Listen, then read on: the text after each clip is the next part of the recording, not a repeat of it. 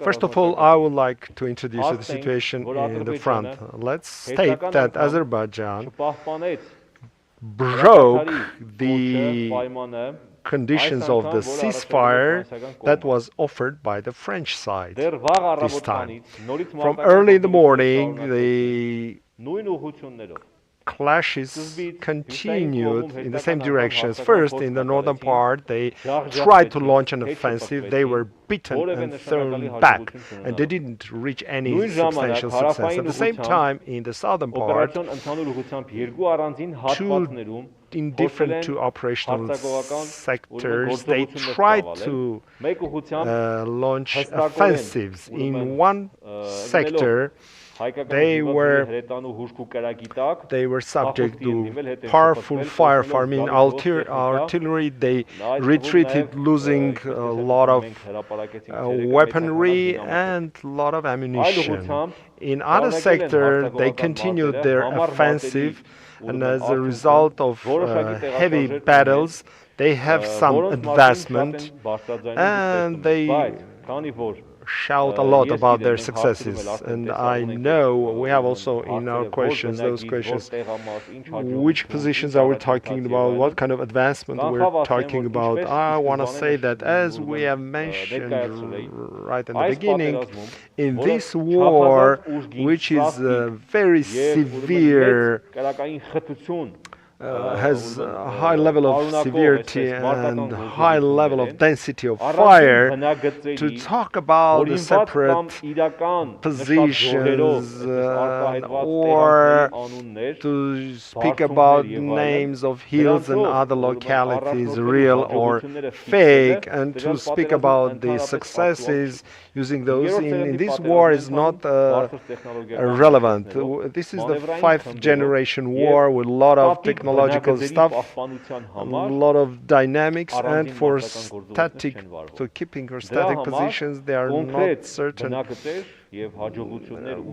battles are used. So that's why we are not going to speak about certain directions, certain positions. And I mentioned this about this couple of times. Again, during the day, Azerbaijan used a lot of air force, in particular drones.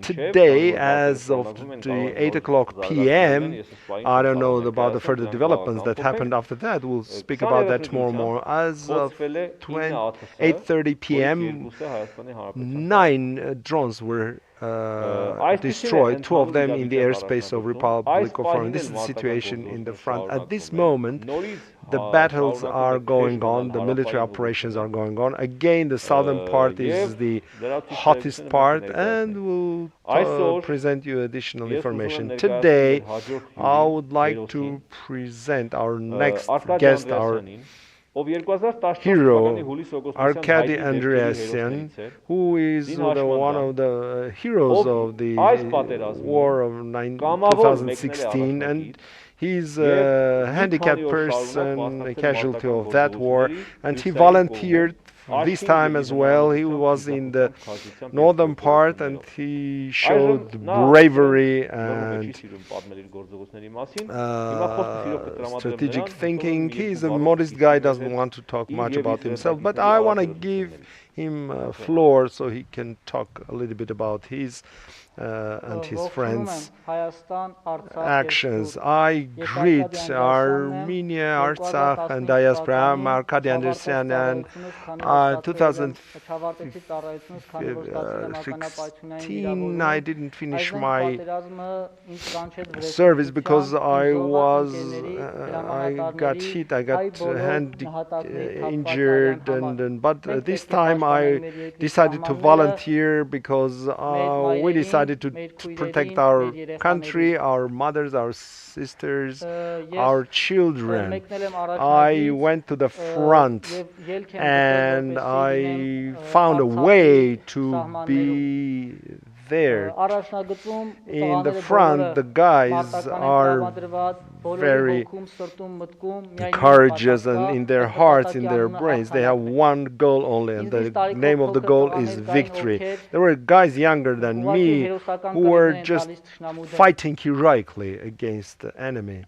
Frankly speaking, I was really inspired by their strong will. The destiny of our nation is being decided there now. All of us have to understand that our future depends on each of us. We need to build our future. We need to gain this victory due to our spirit, due to our unity, due to our will. At the same time, I would like to call upon everybody, whoever is able to handle weapon, they have to, and those who can do something in the country, they have to do their best. Right now, you have to start. We have one mission today, and we need to impose peace upon the aggressor. And this has to be a long-lasting peace. And everybody has to understand that in order, and if everybody understands, we will really finish this war soon. And after coming back from the front, I visited the injured guys who want to get treated as soon as possible in order to go back to the front. I want to assure you that we are going to win. Thank you, Arkadi. Now let's talk about the questions that were received. Today there were 10 references, and Azerbaijan said that Azerbaijan is ready to give the corpse of Armenian soldiers on unilateral basis into the region on the border of Armenia and Azerbaijan with the involvement of Red Cross. And why is done unilaterally to give the corpse? What about their own corpse that we have here, thousands of them, when we're talking about the already infection that already may break out. Frankly speaking, I don't know about that, and I read myself in the statement made by TASS information there. And this is very typical to Azerbaijan. They don't care about the corpse, their own. They don't care. And I was listening to those rumors from the positions many times from our guys. In swamps, the animals eat their corpse of their soldiers and they don't care. I'm not surprised. That's typical to that country.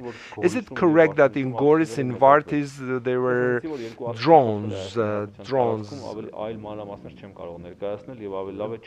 seen there in those places? No, I said that the 2 drones were struck in the Armenian airspace. Let's not go into the details. Was there a truce in Vartanis and Karvachar region? Generally speaking, the truce was not respected in nowhere. Would you please tell, these questions come so fast, would you please tell what has happened in Goris? And there are rumors that some people were injured in Goris by drone. I don't have that kind of information. Our latest information was 9:30 p.m. We didn't have that kind of information. If we have, we will present. You just follow my face page, Shushan Stepanyan's Facebook page, and after the declaration of truce, Armenia said that we are ready to provide them humanitarian corridor to the surrounded soldiers of the aggressor. But because they didn't respect the truce, what happened to the soldiers? Well, frankly speaking, in a couple of places, Azerbaijani military shows their entrap units as advancement. I can't say which sector Vara was talking about when he spoke about Azerbaijani troops that were entrapped or surrounded. So, what do you think? The violation of truce by Azerbaijan, what's the goal? What's the trend here? I can't say. I don't know, but Neither during this war or previously, we have always come across to promised but not respected truths by the aggressor. Nothing new, nothing unusual. So these were the questions. These questions are over. Dear people, as Mr. Arkadi Andreasyan presented, we have one motherland. Motherland is the only one, and all of us serve to motherland. I ask the same question every morning. Just ask yourself, what have you done for the victory today, just today, with your actions? Please be careful. It's a heavy war. We have heavy fights. We have men and women fighting also. We hear about heroism of women. We have casualty women. We have killed women already. Long live our heroes, and eternal glory to them. We will win.